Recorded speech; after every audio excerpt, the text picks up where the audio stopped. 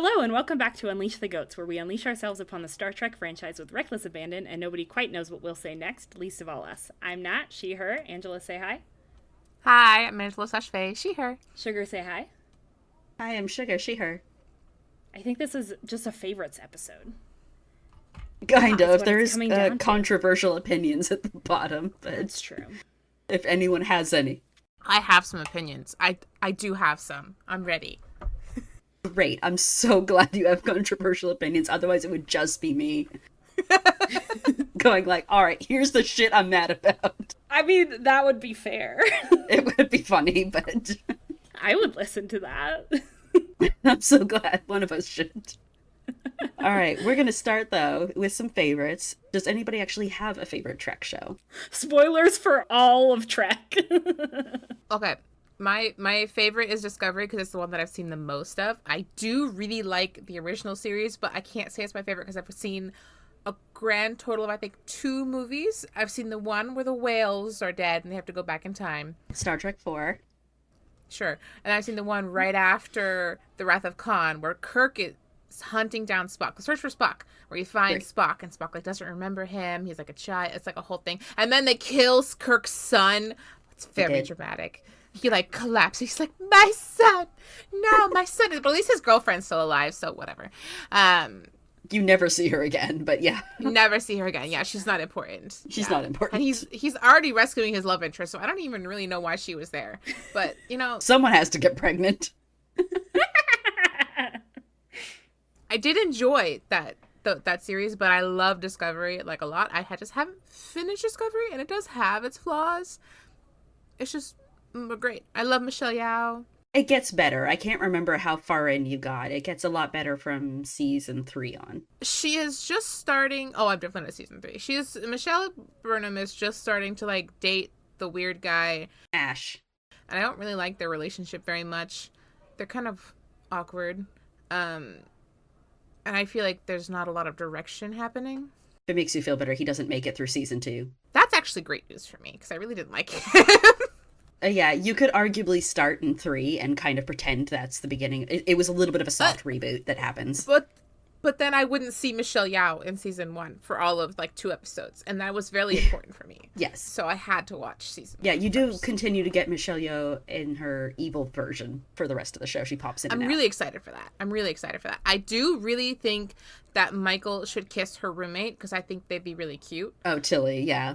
Yes, Tilly, the little redhead girl. She's so funny. She's so sweet. They have such a good relationship. They should kiss. This random guy who she's talked to for 5 minutes and apparently is in love with now, they should not kiss. I hate them. I actually loved Ash. I actually quite enjoyed it.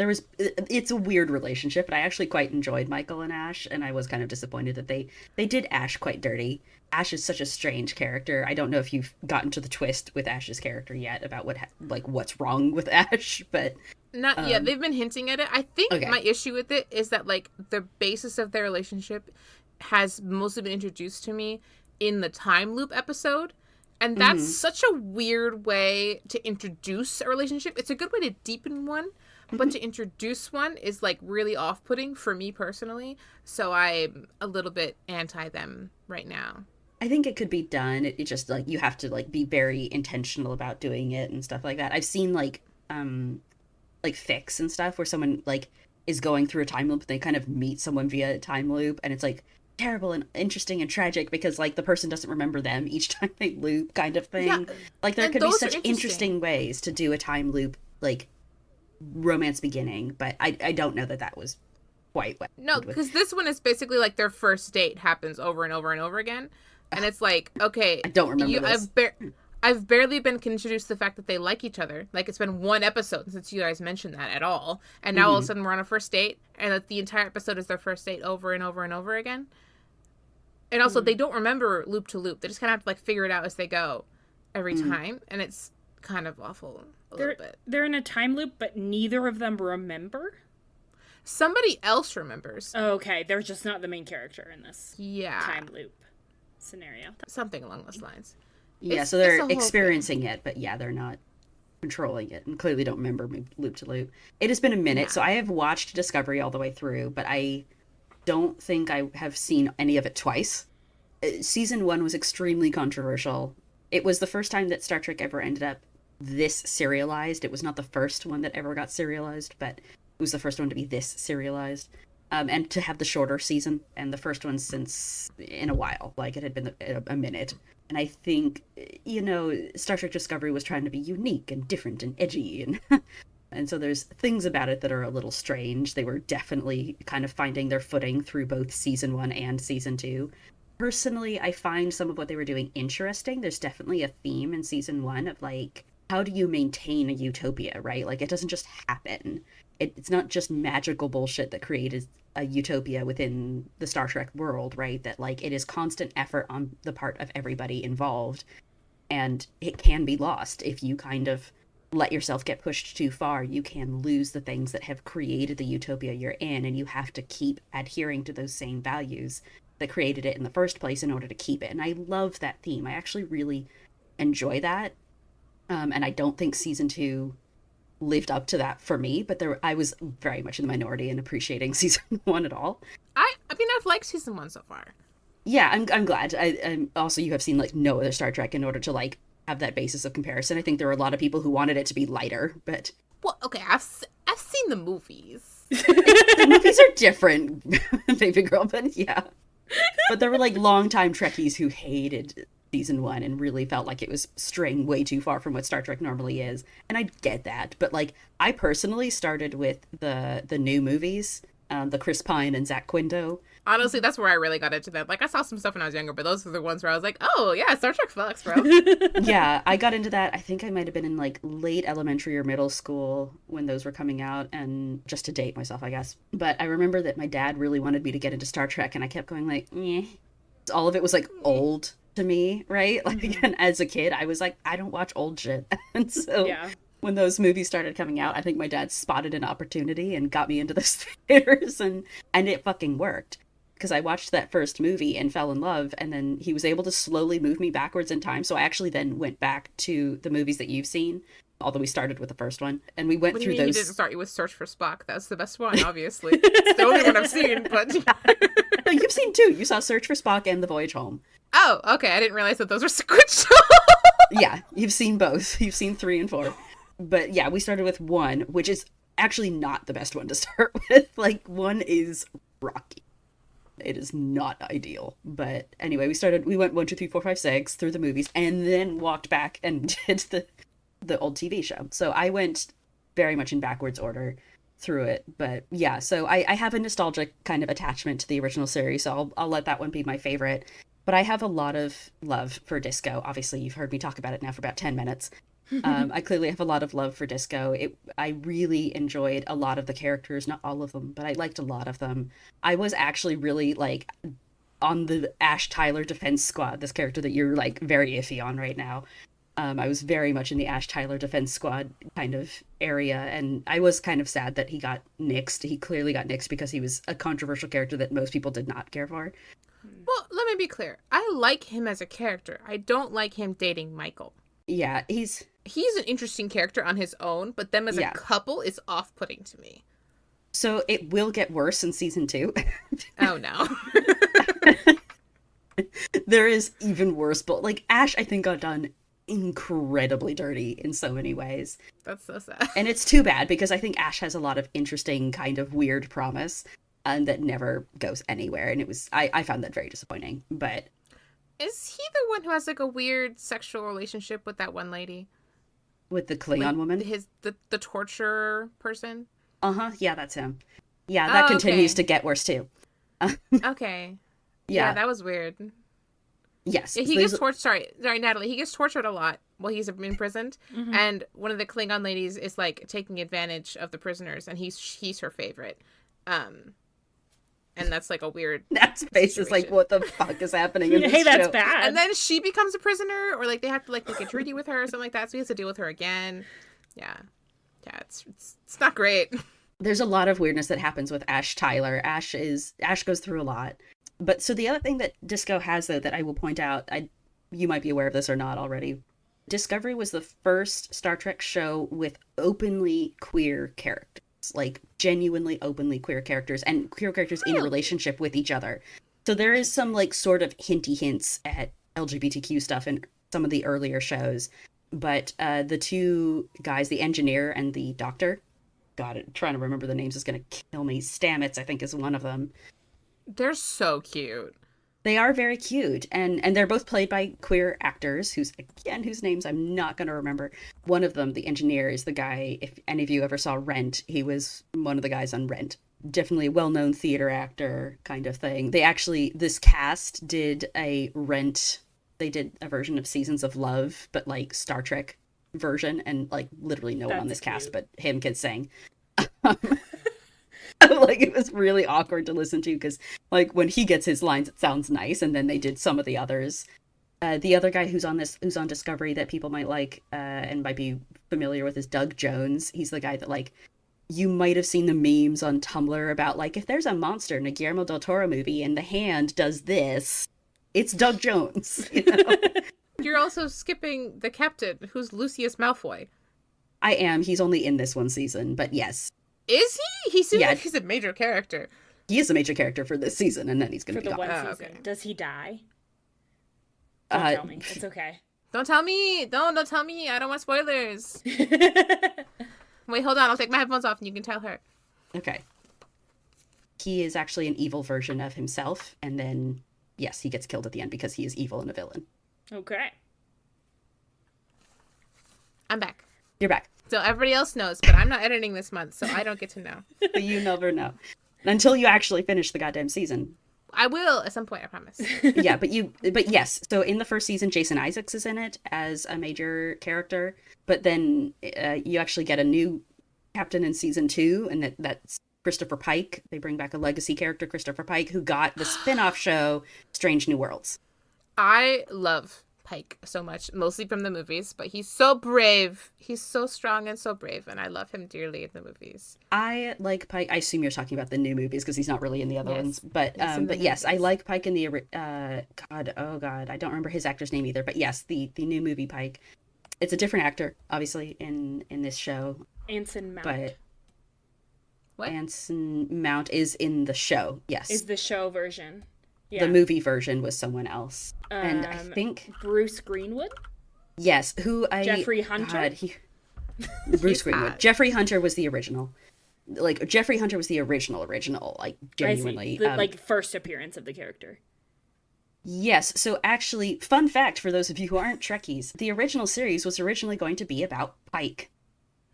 Interesting. So there is a secret first pilot that got shown to the execs, and the captain was not James Kirk, played by William Shatner. In fact, the only character who is in the original pilot that made it into the actual show is Spock with Leonard Nimoy. Interesting. But the original character was played by Jeffrey Hunter, as you noted, and it was Pike. And they showed it to the execs, and the execs said, "We hate this." And they kind of went back and revamped a bunch of shit. They kept Spock because everyone liked Spock. They just didn't like anyone else. This is when William Shatner came in. This is where you got Uhura, Sulu. All of them are only in kind of the second pilot. And then they took that first pilot, and at one point in the course of, I think, season 1, there's an episode where Spock kind of goes and commits a little bit of a mutiny in order to help his friend Pike, who has had some shit done to him in the meantime since he lost captaincy of the Enterprise. And they flash back to this original pilot, and at this point it's just flashbacks, but it is footage from the original pilot. That's fun. That's actually really cool. That's smart of him. Yeah. So yes, Jeffrey Hunter was the original Pike, and Bruce Greenwood was the one in the movies that Faye is remembering, and then Anson Mount that plays the Dilf. Yep. Yes, that plays the Dilf. I mean, Anson Mount does as well, but and then Anson Mount is the one who's in Strange New Worlds. He's a little more clean cut in the show. He is. He's a little younger, I think, than Bruce Greenwood's version is probably supposed to be. And he doesn't have the same relationship with Kirk at all that the movie versions put in. But yeah, so he's in there for the one season, for season 2, and then they spun him off on his own thing in Strange New Worlds. And then when you get with Rebecca Romijn? Yes. Okay, as his She's number my one. favorite. I love her so much. She should be in everything. Interesting. My dad cares for her not at all. That's terrible. She's so beautiful. He doesn't like her acting. He has no problem with the way she looks. He finds her acting kind of wooden. Rebecca is a model turned actress, for anyone who doesn't know Rebecca Romaine. Her acting is wooden. She acts with her eyes and her boobs. Faye forgives a lot if you've got boobs. Yeah. The level of acting required. Yeah. Pretty minimal. She is, I think, better. Like, having seen her in a couple other things, I liked her a lot better in this than I do in, like, Librarians.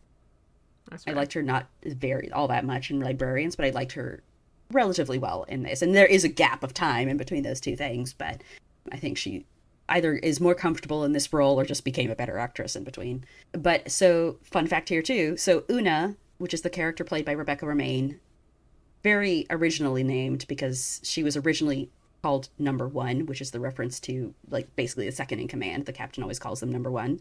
And so they named the character Una because she didn't have a real name when she was first introduced. But she's in that original pilot with Jeffrey Hunter as his Number One. And she was played by a woman named Majel Barrett, who is actually Gene Roddenberry's wife. And Gene Roddenberry was the creator of all Star Trek. That's interesting. This character of Number One obviously did not make it into the secondary pilot. So Majel Barrett got rewritten into Nurse Chapel. So she is still on the show. And she also is the voice of all the computers. So she plays Nurse Chapel, and she's the voice of the computer of the Enterprise. So, yeah, so Una in the show is obviously the recast version of that character. So it's fun to have her brought back as well. That's cool. Natalie, did you have a favorite? Yes. Do you have a favorite Trek of all the Treks you have seen? Of all the Treks that I have seen, how about let's start with all of the Treks that I have seen.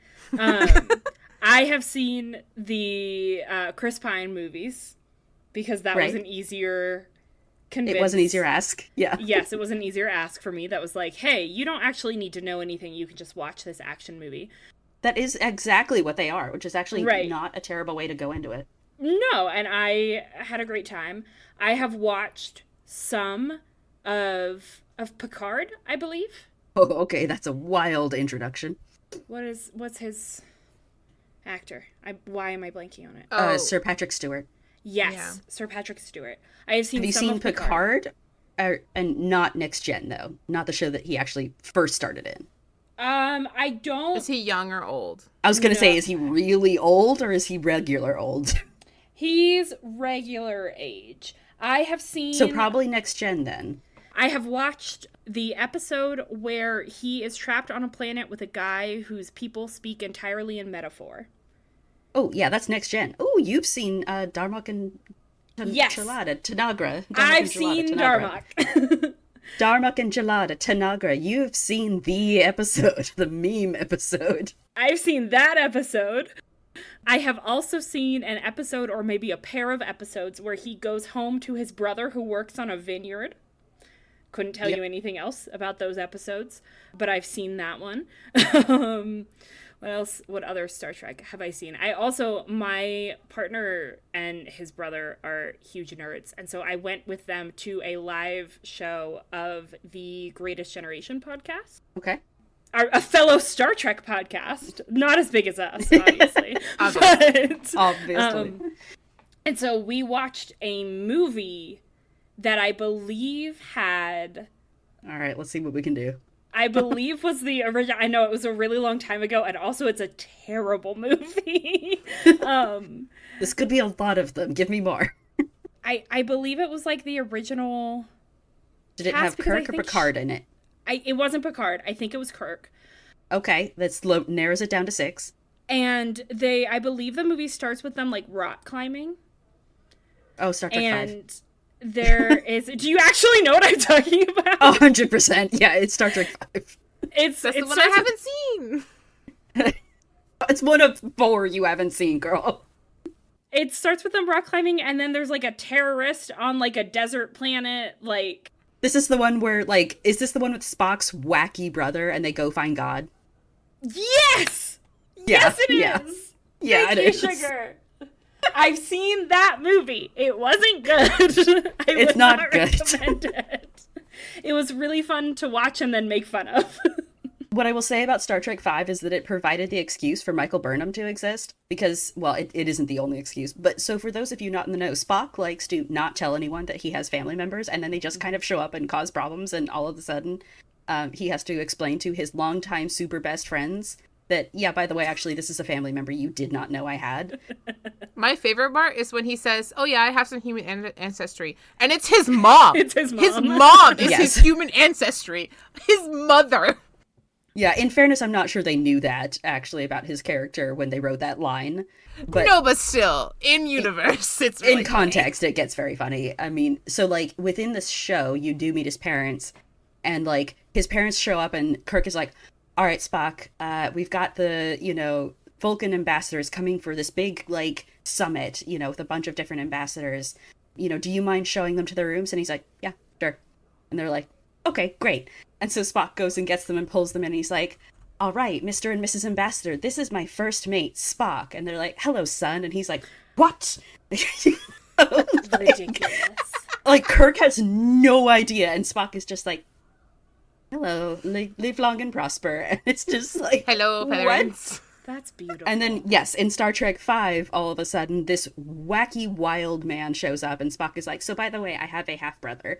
So this is a full Vulcan child that Spock's father had prior to marrying the human mother. And this Vulcan, just, as opposed to every other Vulcan, is actually, like, really emotional, really wild. He, like, has this idea that he's going to go find genuinely, literally God. And it's this whole adventure where they try to go find literal God. As one does. As you do, yeah. So when Star Trek Discovery came in, the main character of Michael Burnham is introduced as Spock's adopted human sister. And everyone went, what do you mean an adopted human sister? Spock doesn't have an adopted human sister. And everyone's like, you didn't have, like, a full Vulcan have brother either for a while.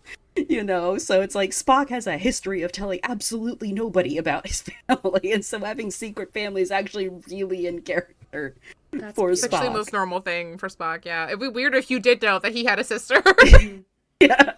But yeah, so that is part of the Michael Burnham backstory that people had controversies about. I mean, there was also discussions of, like, did she need to be Spock's adopted sister in order to have legitimacy? Like, why is she Spock's adopted sister? What does this do for anybody?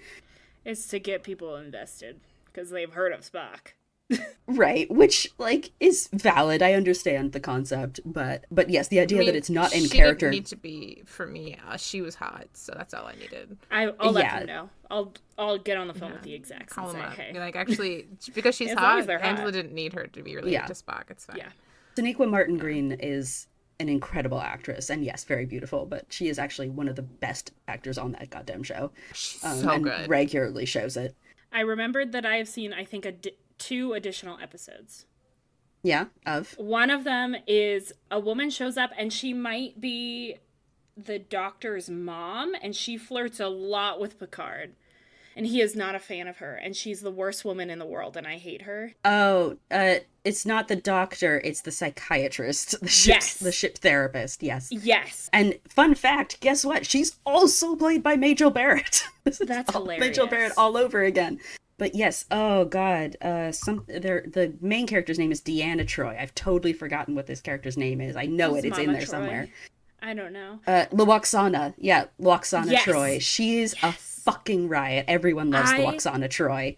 I love watching her. I despise her. As a person, as a character, I'm obsessed with you. As a person, like, that I would think about interacting with, I immediately am exhausted. She's extremely exhausting would be extremely exhausting as a person. So, like, the whole concept around Lwaxana Troi is that she is part of a species that are telepathic. Mm-hmm. And so a lot of their culture is based around being extremely out there and emotional. And the reason her daughter isn't is because she's actually only half. So she's not telepathic, she's empathic. She can only feel people's emotions and not their thoughts. And so she's actually a lot more reserved than her mother. And I think as the women get older, they're expected to get, like, even more sexually active and just sexual in general. So Lwaxana Troi shows up and is regularly, like, just naked. She's flirty with everybody. It's incredible. She ends up in a romance with the, like, shape-shifting goo man on DS9 or something, and it's actually, like, weirdly emotional. So yeah, there's, like, all kinds of shit showing up with Lwaxana Troi. She's a riot. I can't remember if that was the same episode. There was one episode where is this an interesting concept for a podcast for me to be like, I half remember this thing, and then Sugar's like, this is what it is. We'll see, I guess. There were a couple that we watched like close to each other, and one of them was, I believe, an episode where they were trying to determine if Data counted as a human being. Oh, that's a big one for Next Gen, yeah. Yeah. That's a good one. That's obviously one of the big sci-fi questions, right? Is does the robot, have a soul? Right. And that was a really fun episode. Not fun is not the right word. I enjoyed it a lot. It was really intense. And then I think the one with Luxana, or maybe we just watched them on the same day and I'm pretending they are the same episode because I have a terrible memory, was that there was something happening where, like, there's a planet of people who at the end of their life, they just, like, die? Or, like, sorry, that is how everything works. There is a planet of people where part of their life cycle is that they choose to end their own lives, and there is a person who does not want to do that. And I think they take, like, shelter on the Enterprise because Picard thinks that they should be allowed to make that choice. And the planet of people are like, no, that this is how it works. It's not an individual choice, it's a community choice. So I'll be honest, I've seen a lot of Next Gen. I have not seen all of it, so that one does not strike a bell. Okay, this one me. Is unfamiliar. I might be making it up. That's possible. It sounds very much like something that would have ended up on Next Gen. This is very Star Trek-y, but yeah. Okay, editing that, jumping in real quick to soothe those of you who are screaming at your phones right now. The episode I'm referring to here is Season 4, Episode 22 of Next Gen. It's called Half a Life. In this episode, Lwaxana falls in love with this scientist named Timothy, who notably played by David Ogden Stiers, who we love. Lwaxana is trying to encourage him because he is doing some experiments trying to save the dying star for his planet, and she's trying to encourage him, make sure that he knows that he can keep trying, but he is turning 60, and in his culture, at age 60, the people choose to euthanize themselves so that they are not a burden on the younger generation. So that's the context of that episode. Thank you, Wikipedia. Back to the podcast. Yeah, I've seen bits and pieces of most of everything except for Discovery and the original series. I've seen all of the original series and all of Discovery. I have seen, just to go through the list I made here, I've seen none of the animated series, actually, that was made sort of... It's the same characters as the original series, just animated now. I have seen a single episode of Voyager, and I did get tricked into that one because there was a point in my childhood when I was full in the Trekkie phase. My dad would be like, come out and look. And I would ask, because I was big on Spock, of course, as most everyone was, does it have green blood and pointy ears? And there happens to be a Vulcan character on Voyager. And so my father was able to honestly answer yes. And I was like, sweet, came out. And it was not, in fact, Spock. But I only watched it. That's so tricky of him. Right? How rude. I love So I watched the one episode, decided I was like not super into it. Deep Space Nine, I have seen one season and an additional episode, but that episode is the one where they travel back in time to the original series. And that is, in fact, their Tribble episode. So there's a whole episode in the original series where they deal with Tribbles, and if you haven't heard of Tribbles, they're basically this, like, they're kind of a space version of rabbits in the sense that the joke is that they reproduce really, really quickly, but they also... kind of like rabbits and tumbleweeds crossed, except worse. Because they don't actually need to fuck in order to have children. Like, they can be born pregnant. Like, genuinely can be born pregnant. So they reproduce at an insanely massive rate.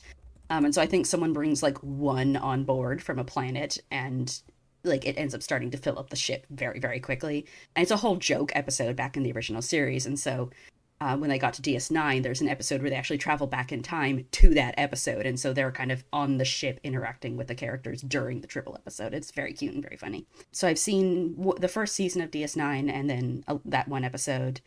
I've seen none of Enterprise. I know about it and I've like seen bits and pieces of it, but I've never seen a full episode. I watched all of Discovery. I actually watched all of Picard. I've seen none of Lower Decks. I know about it again, but I've never seen any of it. I've heard really good things about Lower Decks, but I've never seen it either. I've heard good things about Lower Decks. I will take that back. I did see the pilot episode, and I never got past the pilot episode. And then they had a crossover with Discovery, or Strange New Worlds. They had a crossover episode with Strange New Worlds that I did also see, but I've never seen the show proper. I never watched any of Prodigy. Prodigy is the animated kids show specifically that came out more recently. I have seen two seasons, maybe 2 or 3 seasons of Strange New Worlds, and I have mixed feelings about Strange New Worlds. And I have seen none of the most recent one, which I did not put on here, but it's called Starfleet Academy. I've heard it's good, though. Have you? That's good. Maybe I'll try it. I have seen all of the movies, all of the original 6, and then the Next Gen 4, and then all 3 of the new cast. So I've seen all of those as well. And I think that is all of the Star Trek. I love the new one so much. I like the first and the third. The second is not so great. It's you know what's funny about the second one is that when I saw the second one, it was the one that I was the most invested in because it was right in the middle of like the BBC Sherlock hype, and Cumberbatch was playing the villain, but he was playing Khan, which is a fucking stupid choice to cast a British guy as, for one. That was stupid. And then like, don't get me wrong, it has redeeming moments for sure because like Spock like running down a superhuman who's like super strong to like beat his ass for his boyfriend who just died. That was hot. That was super fun. Loved that. Zachary Quinto did his thing. But it's a weird movie. It is definitely the weakest of the 3. And also it's the weakest by a lot. Yeah. It's possible that I have seen the first and the third and skipped the second one. Good. You don't need to watch it. The scene with the blonde girl who like never shows up again, who just like takes her clothes off for like no reason just so we can see her and her boobs. I'm not complaining about that, but it was weird. That's the same girlfriend from the movie that you saw where he has a son. That's the same woman. So that's 2 times where she was unnecessary and annoying. Correct. Okay. Good to know. Yes. Essentially. Into Darkness. Okay, so just for context for anyone who doesn't know a lot about Star Trek and why it was weird to cast Cumberbatch as this particular character. Khan, I believe his full name was Khan Noonien Singh. You might be able to guess by this name, the character is intended to be Indian, like genuinely Indian from India. He was played by Ricardo Montalban, who know anything about Ricardo Montalban? He is Spanish, so white. Notably not Indian. From India. Notably not Indian. They did give him brown makeup, if I recall he did get a little bit brown faced, but it also was back in the 60s, so you're kind of like, is it great? No, it's normal for but the like time kind of thing. Yeah, it's like, is it Still great? Not no. good. Is it kind of expected? No. But then you get into, what was it, 2011, 2012 or something, when Into Darkness came out, and instead of either making Benedict Cumberbatch not Khan, or casting a genuinely South Asian man as Khan, they cast Benedict Cumberbatch as Khan, as this Indian character. You literally could have just made him any other character because he didn't need to be Khan. He has completely different backstory, completely different motivations. It's not an entirely different backstory. It is pretty similar, but there are similarities, but like overall he's a very different character. He is a different character, but and also like the dumb thing too to me is that they set up in the first movie that because it's a new timeline and like things have been changed in this timeline and branched off into something else, you can do literally whatever you want from now on. And instead, in the next movie, they went, let's just redo the movie that is the most popular, which was The Wrath of Khan, Star Trek II, and they just redid The Wrath of Khan worse. They should have done the Whales movie. Well, the Whales movie relies on Wrath of Khan is the whole thing. 2, 3, and 4 are actually kind of a little trilogy unto themselves. Well, see, I never saw Wrath of Khan, and I loved the Whales movie. Yeah, 2 and 4 are inarguably the 2 most popular. But oh, really? 2 is where he dies. So 2 is usually considered the best of them. So 2 is where you get Khan comes back. He was in the original show at first, and then they brought him back for this movie. Same actor, still Ricardo. He comes back and wreaks his vengeance upon Kirk, and Spock dies at the end. And then in 3, the search for Spock, very literally, they find out that Spock might actually still be alive. They have to go back and get him off the planet they left him on. That's fun. No, because he was dead. They shoot his body onto a planet, and that's where they bury him. But the planet had this whole, like, it's a terraforming, regenerative thing happening, and the terraforming energy brought him back to life. That's actually very fun. And then, some sort of thing about that, yes. Accelerated aged him really quickly. So he was dead. He just gets resurrected, essentially. Yes. And resurrected in a new body. Super fun. So he gets resurrected literally as a child, and he has to kind of, like, super speed go through puberty again, which is very fun. Awesome. Unfortunately, he left all of his memories stuck inside McCoy's brain, so he just gets those back. He does get his memories back, yes. Well, he puts his soul. It's literally his soul gets put inside of McCoy, and then are able to. Like, he was supposed to be Kirk, but he couldn't reach Kirk, and so it gets into McCoy instead, which is also very fun. Given the relationship that Spock and McCoy have, that is actually very fun. But yeah, so Spock dies in 2, he gets revived in 3, and then in 4 is where, like, he's got his memories back, but it's a little fuzzy, and so 4 is where he kind of regains his identity as Spock in a lot of ways. So there's this kind of, like, little trilogy happening within the movies with 2, 3, and 4. But 2 is usually considered the best of the Star Trek movies, and so Into Darkness went, let's just rehash 2, and instead of killing Spock at the end, we'll kill Kirk. Which is like, dear God, like, of all the ways to do this, you just rehashed a movie? You left yourself open for literally anything. Like, you could have done anything and gone anywhere, and instead you just redid a more popular movie and did it worse. And whitewashed the character when you no longer should have been. Like, it's no longer time period appropriate to be stupid like that. Yeah. So, you know, it was one of those things. So Into Darkness is inarguably the weakest. But the third movie was great. Beyond is really great. Yeah, Beyond Star Trek Beyond was genuinely very good. Beyond is where we lost J.J. Abrams. So we got a whole new director with a different vision, who was actually a Star Trek fan. J.J. Abrams, very famously, not actually super into Star Trek, which I was like, he's not actually that much into Star Wars either, apparently, so, you know, whatever. Well, no, he claims to love Star Wars. He just didn't. He just does it wrong. He definitely has said he's not big on Star Trek, which I was, like, not super against in the first one, because I personally felt like there's weaknesses in the first one, but in 2009. But I liked that, like, he kind of approached it from the perspective of how do you make a Star Trek movie that is going to be appealing to a whole new audience who has no idea what Star Trek is. And as Faye and I can attest, and maybe even Nat, I can't remember if he said he saw that movie or not. She did. It does kind of have that. Like, you can feel like this is made for people who don't know fuck all about Star Trek, and it works. It works really well. And also, Chris Hemsworth got a great career out of it, so. I know. And Chris Hemsworth is actually the reason we have not been getting a Star Trek 4 in some ways, because they keep wanting to bring him back as the father and do a thing with Kirk and his dad, and, like, Chris Hemsworth is way bigger of a star now. So is Zoe Saldana, for that matter. Chris Hemsworth? Yeah, he's the dad in the first, like, 5 minutes. The one who dies. Yeah. Chris Hemsworth. Yeah. I'm like, but pre-Thor. I remember him being Pine. Pine is also there. They just put all the Chris's there. What they should do is bring back his mom, because I love his mom's actor. She's amazing. Jennifer Morrison of Once Upon a Time on ABC fame, yes. No. What? Yeah. That's not her. It's a completely different woman. No, it's not. No, it's not. Woman. She's from August Rush. The mother in... And The Americans. In the new movies. No, yeah. I think it's Jennifer Morrison. It's not. I'm 99% sure it is. Jennifer Morrison as Winona Kirk, Kirk's mother. Fuck you. I fucking know my Star Trek. It's Jennifer Morrison, who plays his mother in the 2009 movie, who then became Emma Swan in Once Upon a Time a couple years later. Mm-hmm. She's also on House. Different.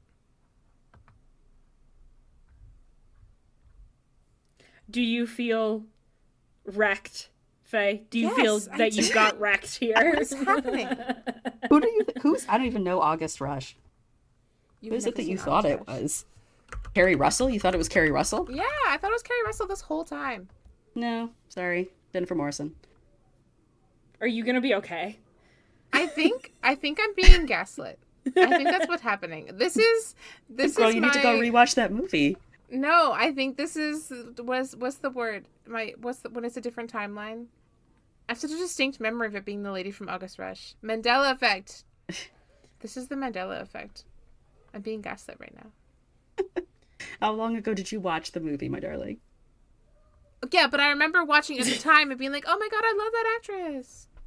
Yeah, but if you, like, got it wrong in the first place. It is still extremely funny to me that it's Carl Urban, who is not a small man, but when I watch him in that movie, I'm like, no, you're just a little guy. He's a little Carl guy. Urban is probably one of the best castings they did in this movie, honestly. He's such a good casting. He's amazing. Yeah, this was his the biggest thing he'd done, I think, since Lord of the Rings, is when he ended up on Star Trek. And I remember he talked in interviews about, they were like, oh, how do you manage, being a character in a massive franchise? And he was like, find a new franchise. Can't associate you with one franchise over another if you're in a billion. I mean, he's been in like 7. Like, he's in all of them. Yeah, because he was also in MCU, because he was in Thor Ragnarok, and now he's in The Boys, which I don't know if that's part of a franchise or not, but he's big on The Boys. And he's in one of those like vampire movies too, and like he's in like a bunch of stuff. Yeah, he was on, was it Xena or Hercules? I think he was in Xena or something when he was a baby. He was Cupid or something. Yeah. Anyway. Who is y'all's favorite captain, more importantly? This is a very essential question. Burnham. She's really good. She's my baby girl. I love her so much. I would die for her. Yeah. Yeah, she's great. Nat, you have seen a few things. So you have an opinion? I don't think so. No. The one you've seen the most appears to be Picard. I've seen Picard the most, and I do enjoy him. He just feels so consistent to me. What's his, like, tea order that he tells his computer? Oh, tea, Earl Grey, hot. Yes. That's just, like, classic to me. I know. Janeway has coffee. I feel obligated to plug Janeway, because that is... I do love her. She's really hot. Yeah. I've seen none of her seasons, and all I know about her is that she's gorgeous. I have been meaning to watch Janeway and anything about her, but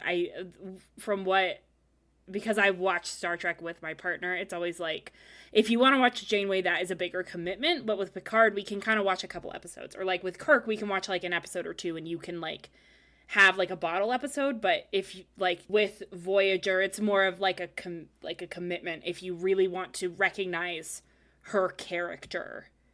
That's interesting. And, like, get a sense think Voyager is still pretty episodic, having seen very little of it. Voyager, I think, is probably still fairly episodic. There is a general overarching story of we're trying to get out of this nebula and get home. But I think while they're in there, it's pretty, it's pretty episodic. DS9 is the one that starts to get really serialized, and even that only happens partway through. Like, I did see season 1, and season 1's wildly episodic.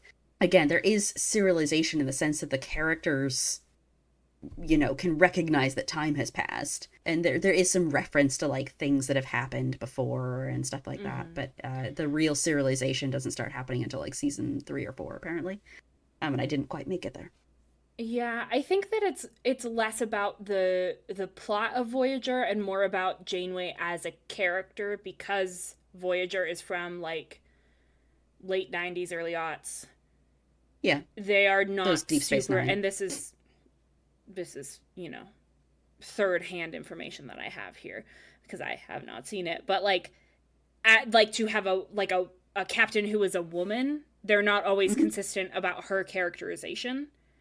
And so she is more, like, it's better understood if you have seen her in a lot of different situations, whereas, like, from what I have seen of Picard is the same character in every episode. Like, he's very consistently written and consistently, like, acted. But Janeway, like, has a little bit more variability because they are figuring out how to write a woman character in a way that is not extremely offensive to all women ever. Yeah, that's probably valid. Having seen very little of it, I can't speak to it, obviously. But I think you feel that sometimes with Burnham as well, honestly. And Burnham has the additional, obviously she is a black woman. This is the first time we're getting a black woman as a main character. And the other thing about Burnham that happens is that she's actually the only captain character. I did put in one captain per show on this particular list, but as Faye kind of mentioned, and as we alluded to earlier, Discovery has several captains across its show. There is one in season 1, Jason Isaacs, as we mentioned. Pike takes over in season 2, which we mentioned. 2 in season 1. Not of the Discovery. Michelle Yao is a captain. Not of the Discovery. It is a different. Oh, she's a captain of a different ship, is what you mean. She's Yes. She's in the show for 2 episodes, and then she gets knocked out. So she was very important 2 episodes. It was an important 2 episodes, but I'm counting one captain. But yeah, so you have Captain Georgiou, you have Jason Isaacs' character, Lorca, I think. You have Captain Lorca, and then you get Pike in season 2. Are all the shows named after the ships? No. Well, no, because the original series is not named after the ship. Voyager, I think, is Deep Space Nine is technically a space station. Next Generation was not. That was still the Enterprise. So you kind of start that with Voyager, Deep Space Nine, Enterprise, Discovery, and then they got fucked up by Picard, which is named after the character. They're not on the ship really a lot in Picard, so. Are they not? They're bouncing around. There is a ship. There is a ship in Picard. Right, but they're on like planet side a lot. They're bouncing around a little bit more, and they're on location a little bit more often. Lower Decks is obviously not the name of that ship. It's named more after its concept. Prodigy, obviously, I assume is not the name of the ship, but I've seen none of it, so I can't really speak to that. And Strange New Worlds is, again, obviously not the name of the ship. That is Enterprise, yet one more time.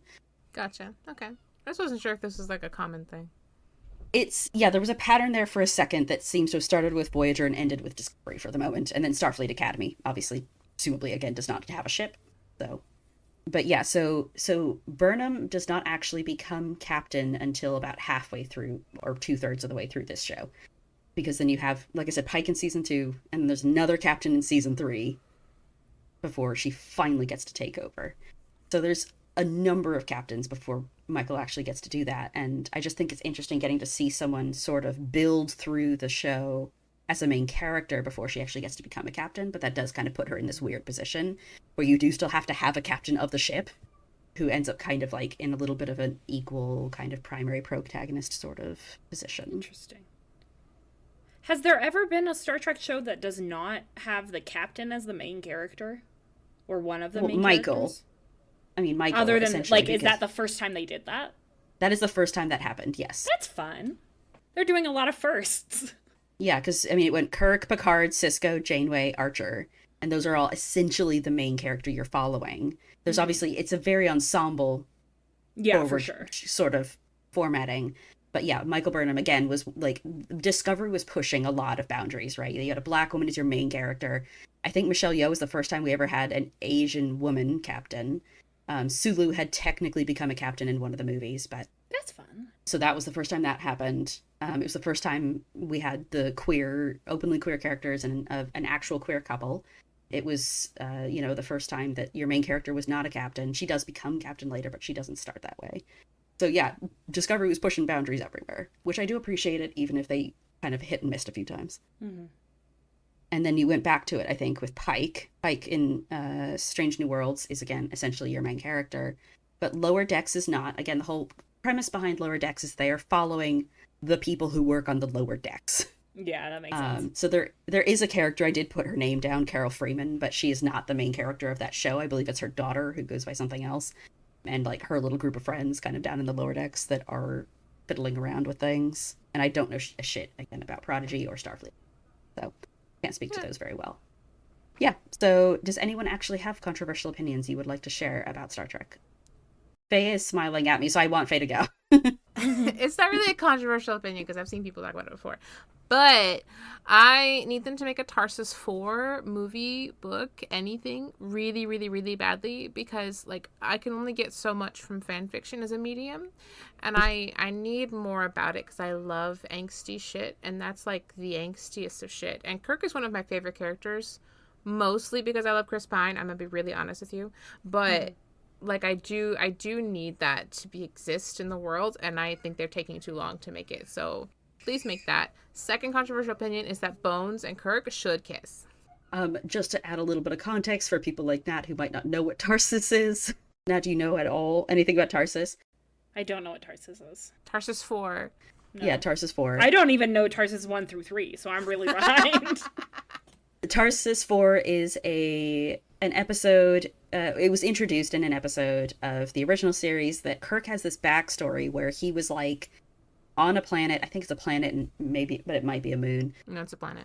Called Tarsus 4. He's just, like, visiting some family there, or friends there or something, for, like, a summer. He's only supposed to be there for a couple months. And while he is there, they are hit with some sort of massive famine. And it's really bad.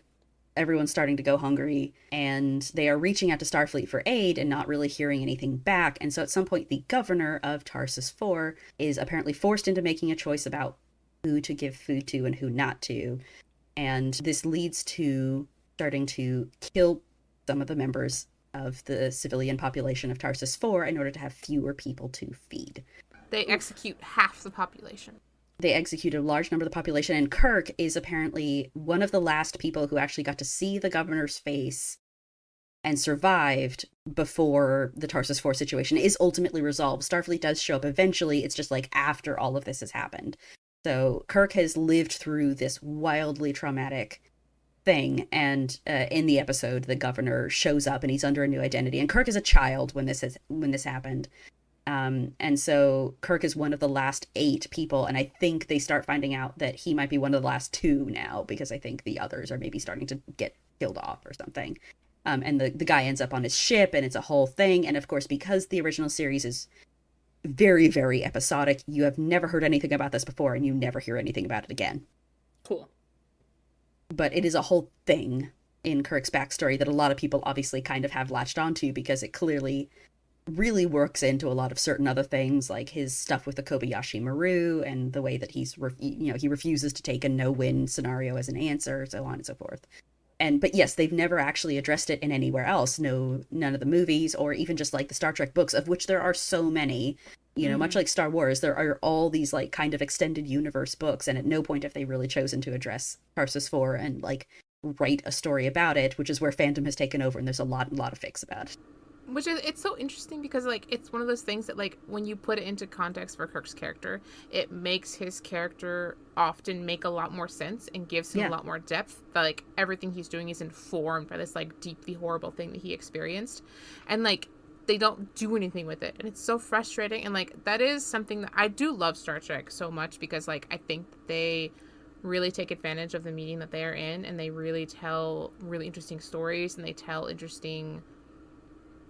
into interesting topics, and they tackle really big things a lot of times. They don't always succeed, but they're really ambitious in their scope. And, like, this is one of those things where, like, this is such a cool concept for your character, and then you're just never doing anything with it again, which is, like, something a little bit frustrating. That was part of, like, the episodic nature of Star Trek a little bit, but I don't know. In some ways, Star Trek fans are very spoiled because they have so much. But that is where an EU book could come in.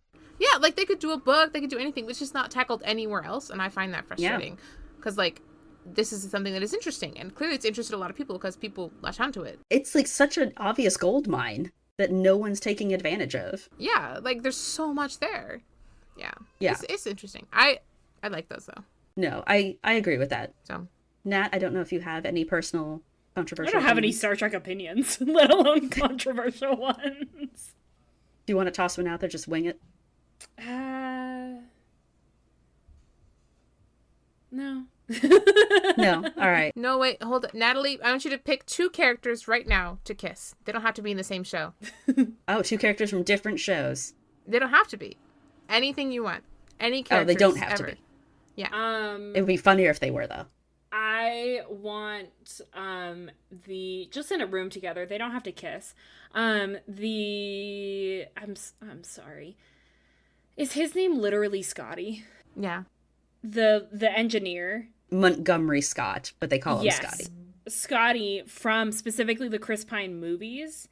And the Simon Pegg version? Okay. Yes. I want him in the same room as the therapist mom who tries to... The Loxana Troy? Yeah. Fucking incredible. And you know what's actually funny? Okay, I'm just going to toss this one back out there. That is not an impossible ask entirely, because Scotty somehow ends up, like, I think frozen in time somehow, or pushed forward in time somewhere. And so he does actually end up in a cameo, not super old, like older, but not horrendously old, on Next Gen. So he was on the Enterprise ship in Next Gen for a hot minute. That's so funny. And I don't remember exactly how things ended with him at the end of that episode, but he was there for a hot second. And so, like, that actually is not an impossible ask. But that is such an incredible pairing. I fucking love it. Amazing. They would have so much kinky, wonderful sex together. Yeah. Yes, they would. I really love that one. We're keeping that in. I need you to somehow work that into your canvas somewhere. Yeah, can you put that on the episode art, please? Yeah. Yeah, okay, I just need, like, that should be it. Just like Scotty walks on a Troy with, like, a big heart between them or something.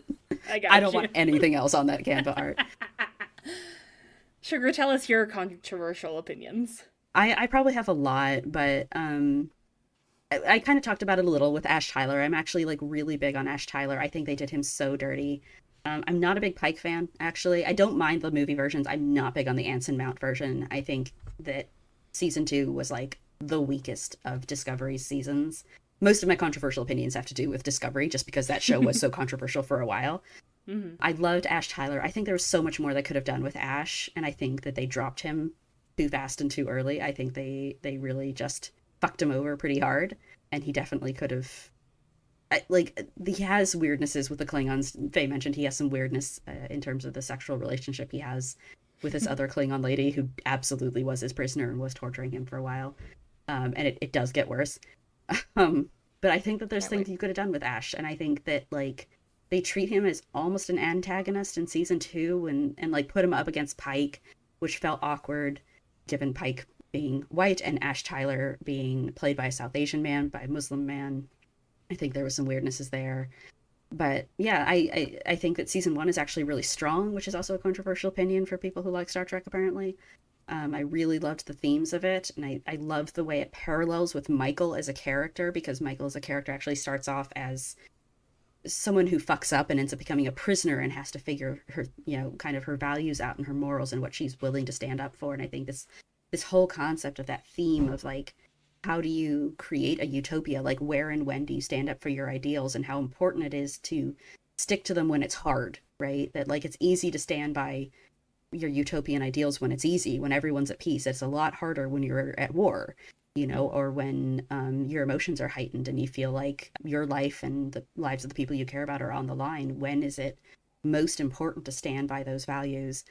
And Michael's storyline kind of paralleling that of the Federation and Starfleet, I think that's really, really strong and really, really powerful. And there's places in that season where it, like, I think there was some behind the scenes production hell stuff happening for this season that is probably what Faye is picking up on, and some of the weirdness is happening. But I think that season is actually extremely strong, and I really loved the way it was pushing that theme.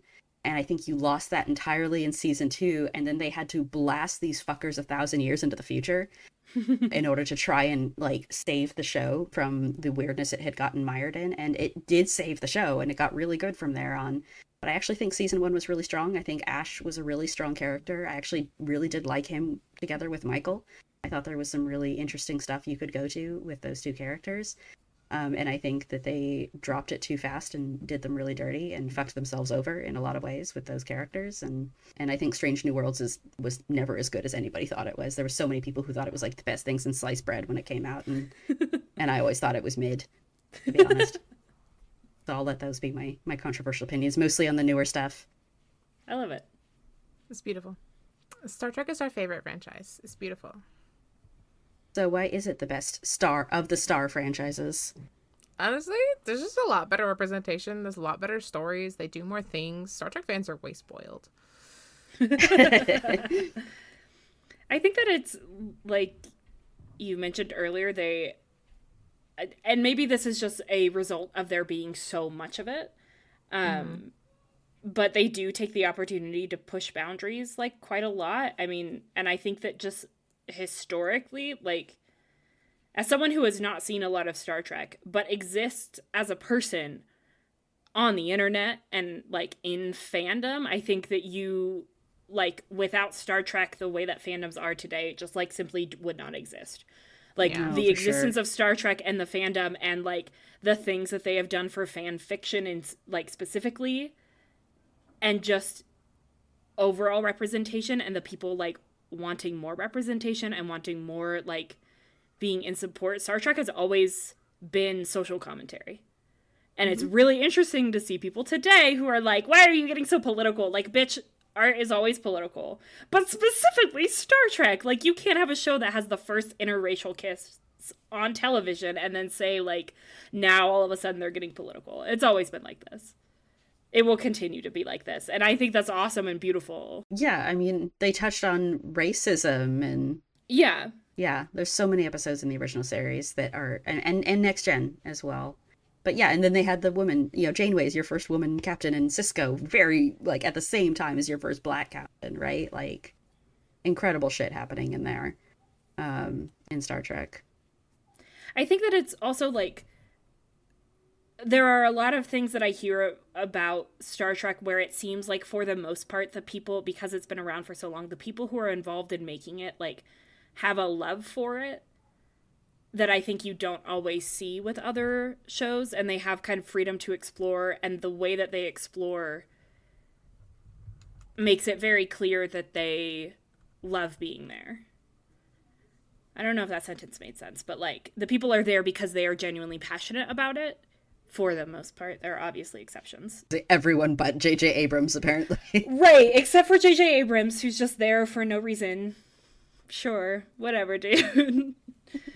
But I don't know. I also feel like the fandom is very welcoming. It can be. It's too big for it not to have its toxic places, yeah. Right, for sure. But it's also so big that, like, you can find people who are like I could read a single book from Star Trek and find people who would be really excited to talk to me about that book, even if I had seen none of the show. Mm-hmm. And I think maybe that's, again, a product, like, of it being so big that people are like, no, we can't gatekeep this and be like, you have to consume all of the content before you have an opinion on it, because there's just too much. Anyway, those are my thoughts. Would you guys like a sheep fact to close us out today? Yes, I would please. love a sheep fact. Sheep have scent glands on their face and their hoofs. One way sheep communicate with each other and their surroundings is they have an excellent sense of smell. And they have scent glands in front of their eyes and between the digits of their hooves that produce smelly secretions that they use to communicate with each other. That is fascinating. Mm-hmm. On their feet? On their feet. I don't know enough about Star Trek to make a joke to pull this back. I'm sorry, you guys. Well, it's good to know that there are a lot of ways to communicate. And Star Trek is really on the forefront of teaching us to always lead with communication. Mm-hmm. Live long and prosper, everyone, and happy April 1st. Happy April Fool's Day. Happy April Fools.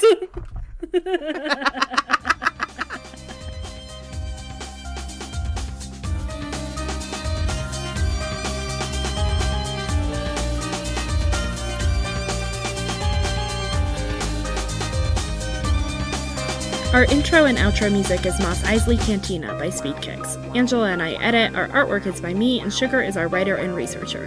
You can find us on Instagram and Tumblr at Unleash the Goats. Thanks for listening.